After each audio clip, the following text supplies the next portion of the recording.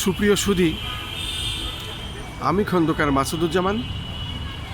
আমাদের ধারাবাহিক কিছু কাজ আমরা করে থাকি, যে কাজগুলো জাতীয় প্রেস ক্লাবের মধ্যে আমরা নিয়ে থাকি। বিশেষ করে বিশেষ বিশেষ বিষয়ে যারা ক্ষতিগ্রস্ত কিংবা বিপ্লবী কোনো কাজে তারা অবদান রেখেছেন দেশ ও জাতির জন্য, ঠিক তেমনই একজন ব্যক্তি জুলাই যোদ্ধা। আর এই ঘটনা এই কারণে আমি বলছি, যেহেতু 17টি বছরের আন্দোলন সংগ্রামে আমরাও ছিলাম, আর পেশাগত দায়িত্ব পালন করতে গিয়ে আমরাও হয়ে গেছি জুলাই যোদ্ধা। যেহেতু আমার পাশের লোক গুলিবিদ্ধ হয়েছে, মারাও গেছে, আহত হয়েছে, আমরা আহত হয়েছি, ইটপাটকেল খেয়েছি। এবং এবার বিশেষ করে শেখ হাসিনার যে পুলিশ বাহিনী ছিল, তারা ছিল পেটুয়া বাহিনী এবং তারা ছিল মূলত জালিম বাহিনী, মানুষকে দেখে দেখে বেছে বেছে গুলি করা। ঠিক তেমনই পর্যায়গুলো আমরা যারা দেখেছি মাঠে, আমরা তেমনই কিছু বর্ণনা দিচ্ছি। যেমন আমি এক সময় পুলিশের আঘাতেও আহত হয়েছিলাম। এরপরে টিয়ার সেল ছিল খুব বিষাক্ত, আমি অসুস্থ হয়ে পড়ি, জ্ঞান হারায় ফেলি। আমাকে মুগদা মেডিকেলে নেওয়া হয়, সেখানে আইসিইউতে প্রায় 1 মাস আমি ছিলাম। ডাক্তার বলেছিল বাঁচবে না, ভাগ্যিস যে আমি বেঁচে এসেছি। তার আগে 2 বার সাদা পোশাকধারীরা আমাকে ধরে নিয়ে যায়, চোখ বেঁধে বিভিন্ন এলাকায় ঘুরিয়ে ঘুরিয়ে জিজ্ঞাসাবাদ করে ছেড়ে দেয়। ভাগ্যিস যে আমি আয়নাঘরে যাইনি। ঠিক তেমনই রাজপথের একজন যোদ্ধা, আমরা বলবো সহযোদ্ধা, যে মৃত্যুর হাত থেকে ফিরে এসেছেন। আপনি আপনার নাম পরিচয় দিয়ে ঘটনাগুলো একটু বলুন। বিসমিল্লাহির রহমানির রহিম। প্রিয় দর্শকবিন্দু, আশা করছি সকলেই ভালো আছেন। আমার নাম মোহাম্মদ নাজমুল হক। আমি ঢাকা বিশ্ববিদ্যালয়ের 14-15 সেশন এবং বিজয় একাত্তর হলের স্টুডেন্ট ছিলাম। তো পাশাপাশি আমি চাকরিও করেছি। এই আন্দোলন আসার মূল উদ্দেশ্য ছিল আমার চাকরি জীবনে এই ফেসিক্স শেখ হাসিনা আমাকে এমনভাবে নির্যাতন নিপীড়ন করেছে। আমি একজন গভর্নমেন্ট জব করেও আমি নিরাপত্তা পাইনি। তো সেই জায়গা থেকে আমি যেহেতু বিএনপি পরিবারের সন্তান ছিলাম, সেই ক্ষোভ ছাড়ার জন্য, সেই রাগ ছাড়ার জন্য আমাকে প্রায় 4 বছরে 36টা জেলায় ট্রান্সফার করছে।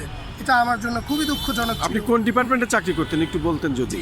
বাংলাদেশ দুর্নীতি বিষয়ক অভিযোগ কেন্দ্র। আপনারা জানেন যে 106 একটা কোড নাম্বার আছে, ওখানে আমি বেশ কিছুদিন কাজ করেছি। তারপরে আমি যদি বলে যে দুর্নীতি বিষয়ক দমন কমিশনারে কাজ করেছি। আমাকে বিভিন্ন ডিপার্টমেন্টে ওনারা ট্রান্সফার করেছে। মাদক দমনে খাগড়াছড়িতে পাঠাইছে, রাঙ্গামাটিতে পাঠাইছে, বিভিন্নভাবে আমাকে যেটা আমার দায়িত্ব না সেটা আমাকে দিয়ে করিয়েছে। তারপরেও আমি আমার দায়িত্ব পালন করার চেষ্টা করেছি, কিন্তু এই যে নির্যাতন নিপীড়ন সহ্য করার পরেও একের পর এক নির্যাতন করছিল। একটা সময় মনে হচ্ছিল যে আমাদের জন্মটা কি নির্যাতনের জন্যই হয়ে গেছে, আমাদের জন্মটা কি মানুষের দাসত্ব বোধ করার জন্য হয়ে গেছে। সেজন্য আমরা যখন চিন্তা করলাম, তখন থেকে আমাদের জুনিয়র ভাইরা সার্জিস, হাসনাত, এরা আমার জুনিয়র ভাই, তারা দেখলাম যে একটা আন্দোলনের প্ল্যান করছে। তখন আমরা গিয়ে আরও বেশি দিলাম, যেহেতু আমরা সরকারি ট্রেনিং প্রাপ্ত ছিলাম, তো আমাদের অভিজ্ঞতা ছিল। তো সেই জায়গা থেকে তাদের সাথে আমরা সমন্বয় করলাম, পরামর্শ দিলাম। আমার ডিপার্টমেন্টে প্রায় 11 জন ছিলাম, আমরা সবাই গভর্নমেন্ট ট্রেনিং প্রাপ্ত ছিলাম। আমাদের একটা ফিনিশিং টিম ছিল, সেই টিমটা আমরা বিভিন্ন জায়গায় নেতৃত্ব দিয়েছি। আপনারা হয়তোবা জেনে থাকবেন যে ভিআইপি একটি টিম ছিল, সেই টিমের প্রধান সমন্বয়কারী ছিলাম আমি। তো সেই জায়গা থেকে আমরা যেভাবে আন্দোলন করেছি, সংগ্রাম করেছি, এবং ওই কেন্দ্রীয় 158 জন যে কমিটি হয়েছিল সেখানে আমি ছিলাম। তো সেই জায়গা থেকে আন্দোলন সংগ্রাম কীভাবে হয়েছে একদম সামনের কাতার থেকে দেখেছি। এই গুলিস্তানে প্রথম আমাকে মেরে আমার পা ব্যাকা করে দেয়, তারপরে আমি ঢাকা মেডিকেলে যাই, আমাকে চিকিৎসা করে না। পরে ওখান থেকে আমার এক নার্স আপু ছিল, সেই আপু আমাকে নিয়ে গিয়ে তার বাসায় ট্রিটমেন্ট দেয়। তারপরে আমি পা ব্যান্ডেজ করে আবার বলি যে এই আন্দোলন কোনোভাবে থামানো যাবে না। আমি যখন দেখলাম যে নাইটদেরকে ধরে নিয়েছে, নাইট ভাইদেরকে, তারা টিভির সামনে বিষয়টাকে নিয়ে ছোট করে দেখছে, তখন আমরা আবার হুঙ্কার দিলাম। আমরা বিভিন্ন রাজনৈতিক ব্যক্তিদেরকে মেসেজ দিলাম যে আমাদের সাথে সহযোগিতা করুন। তখন ছোট ছোট রাজনৈতিক দল, এই বিএনপি, জামাত বা অন্য অন্য বড় দল নয়, তখন ছোট ছোট যে দলগুলো ছিল, যেমন গণ অধিকার পরিষদ, এই রকম দলগুলো ছিল, এবি পার্টি, এই দলগুলো আমাদেরকে শুরুতে সহযোগিতা করতে শুরু করে, তারপরে শিবিরের ছেলেগুলো আমাদেরকে বেশিরভাগ সহযোগিতা করে, তারপর ছাত্রদল বা বিএনপি সবাই এসে যোগ দেয়। তো মূল বিষয়টা ছিল যে আমাদের আন্দোলনের হেডিংটা ছিল সর্বপ্রথম আমাদের মেধাদেরকে প্রাধান্য দেওয়া হচ্ছিল না, একটা কোটাকে তারা বাস্তবায়ন করার জন্য পুরো বাংলাদেশটাকে যেন শেখ হাসিনার হাতের মুঠোয় নিয়ে আসতে পারে, সেজন্য একটা প্রচেষ্টা করেছিল, সেটাকে আমরা বাস্তবায়ন যাতে না হয় সেজন্য আমরা কিন্তু আন্দোলন সংগ্রামে ভাগ দিয়েছি। যখন দেখলাম যে সে এই আন্দোলনে আসলে ক্ষান্ত হওয়ার মানুষ নয়, তখন আমরা চিন্তা করলাম যে না, আমাদের আন্দোলন এখানেই আসলে সমাপ্ত করা যাবে না। এই আন্দোলন করতে হলে এই শেখ হাসিনাকে পতন যতক্ষণ পর্যন্ত আমরা না করতে পারবো ততক্ষণ পর্যন্ত আমাদের এই বাংলাদেশের মানুষের বাক স্বাধীনতা ফিরে আসবে না, সার্বভৌমত্ব ফিরে আসবে না, মানুষ কথা বলার সুযোগ পাবে না, মানুষ মেধার যে প্রাধান্য সেটা পাবে না। সেজন্য আমরা জীবনের মায়া ত্যাগ করে আমরা রাজপথে আমরা খালি হাতে তাদের বুলেটের সামনে, পিস্তলের সামনে বুক পেতে দিয়েছি, বুক পেতে দিয়ে আমরা আন্দোলন সংগ্রাম করেছি। আমি একবার না, দুইবার না, কয়েকবার আমি ক্ষতিগ্রস্ত হয়েছি। আমাদের এই আন্দোলন সংগ্রামটা এতটা সহজ ছিল না।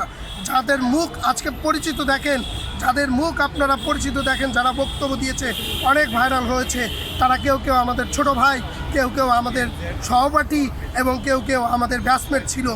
এই ভাই বিরাদাররা যেভাবে আমাদের জুলাইটাকে বিক্রি করেছে, আমরা তো দীর্ঘদিন অসুস্থ ছিলাম, চিকিৎসায় ছিলাম, আমরা বাস্তবায়ন করতে পারিনি, আমরা সামনে আসতে পারিনি, কিন্তু ততক্ষণে আমাদের এই জুলাইটাকে যেইভাবে ক্ষতি করেছে বিভিন্ন রাজনৈতিক দলগুলোকে, তাতে আমরা মানুষের কাছে প্রশ্নবিদ্ধ হয়ে গেছি। আজকে জুলাইটাকে নিয়ে মানুষ প্রশ্ন করে, বাঁকা চোখে তাকায়, এটা আমাদের কোনো প্রাপ্ত ছিল না। আজকে তারেক জিয়াকে বলতে চাই, আমি তারেক জিয়ার সাথে বৈঠক করেছিলাম এর আগে, যেহেতু আমার বাবার পূর্ব পরিচিত ছিলেন তিনারা, যেহেতু আমার বাবা একজন রাজনীতিবিদ ছিল, আমাদের জেলার সেক্রেটারি ছিল সিরাজগঞ্জ জেলার, তো সেই জায়গা থেকে বিএনপির একটা জায়গা পরিবার আমাদের ছিল সবসময়ই।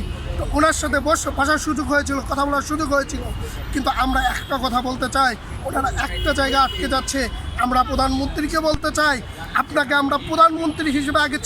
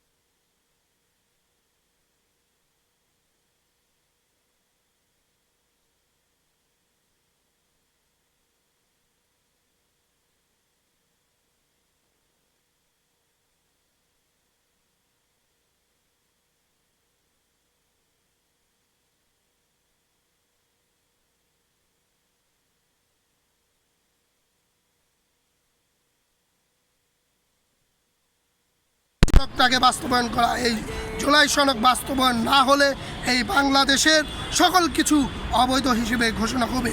প্রিয় ভাইয়ের আমার, শুধু দর্শক, আমরা রাজপথের যে সহযোদ্ধা কি অবস্থা ছিল, কি ভয়ানক অবস্থা ছিল, তার সবেমাত্র কিছুটা উনি বর্ণনা দিলেন। তাহলে বুঝতে পারছেন যে জুলাই যোদ্ধা কি অবস্থাটা ছিল, তাদের মূল্যায়ন কেন করা হবে না। আমি বাংলাদেশ জাতীয়তাবাদী দল বিএনপি করি, সেই জাগো দল থেকে শুরু করে আমরা বিএনপি পর্যন্ত আজ পর্যন্ত আছি। সেই আমাকেও কিন্তু এই ফ্যাসিস্ট শেখ হাসিনা ছাড়ে নাই। আমার পিতা ভাইকে হত্যা করেছে, আমার 3টে ব্যবসা প্রতিষ্ঠান শেষ করেছে, এবং আমি ঘরে ফিরতে পারি নাই। আমি এখনও পথে পথে বেড়াচ্ছি, যে পেশা সাংবাদিকতা। তারপরেও আমি এই জাতীয় প্রেস ক্লাবে কয়েকবার আমি মানববন্ধন করেছি। সেখান থেকেও আমাকে সাদা পোশাকধারীরা গাড়িতে তুলে নিয়ে চলে যায় এবং আমাকে বিভিন্ন জায়গায় ঘুরিয়ে ঘুরিয়ে আমার 2বার ধরেছিল, জিজ্ঞাসা করে ছেড়ে দেয় যে বাবা বার হত্যার বিচার তোমার করার দরকার নেই, ওসব কথা বলবে না। ভাগ্যিস যে ভালো, আল্লাহ আমার বাঁচিয়ে রেখেছেন, আমি আয়না ঘরে যাইনি। তাই আমি বলতে চাই, এই আন্দোলন, এই সংগ্রাম, এই নাজমুল ভাইয়ের কথাই উঠে আসলো, এককভাবে কেউ না, এর সাথে সমষ্টিভাবে এদেশের সমস্ত মানুষ, সব শ্রেণী পেশার মানুষ, সব ধর্মের মানুষ এখানে অংশগ্রহণ করেছিল, এবং তাদেরই ফল আজকে বাংলাদেশ জাতীয়তাবাদী দল বিএনপি সরকারে, এবং সেই সরকারের মাননীয় প্রধানমন্ত্রী জনাব তারেক রহমান। তাই আপনার প্রতি আমাদের দৃষ্টি, বারবার বলবো যে আপনি, আপনার আব্বা একজন বীর মুক্তিযোদ্ধা, এবং আমাদেরও বাবা মা মুক্তিযোদ্ধা, আমিও মুক্তিযোদ্ধার সহযোগী সংগঠক হিসাবে কাজ করেছিলাম। পাশাপাশি আমার 2টো ভাই মুক্তিযোদ্ধা। আমার আব্বা তখন পানি উন্নয়ন বোর্ডে চাকরি করতেন খুলনা অঞ্চলে, এবং ওই এলাকায় উনি যুদ্ধ করেছেন, ট্রেনিং দিয়েছেন, সুন্দরবন এলাকা দিয়ে রাজধানী, বিশেষ করে খুলনার বিভিন্ন এলাকায়। আমি এই কথাটা এই জন্যই বলছি যে ওনারা তো সার্টিফিকেটের জন্য যুদ্ধ করেননি, ওনারা তো সার্টিফিকেট নেননি। অতএব সারা বাংলাদেশে যত মুক্তিযোদ্ধারা আছে, মৃত্যুবরণ করেছেন, তাদেরও খতিয়ে দেখা দরকার, তাদেরও তালিকায় আনা দরকার। রাষ্ট্র গুটি কয়েক লোকের জন্য স্বাধীন হয়েছিল না।